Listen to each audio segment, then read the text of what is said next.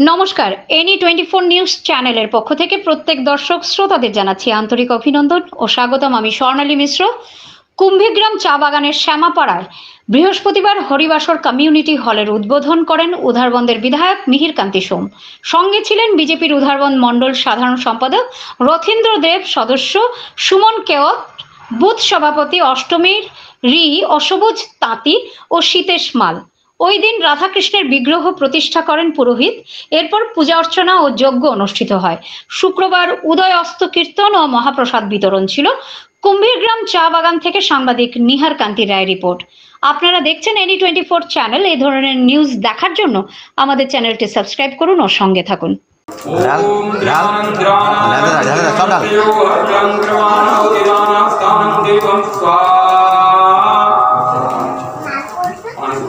ओम पाणिं जलं देवं च आत्मीयं पूर्णं कर्म ब्रह्मशान्तिरूपं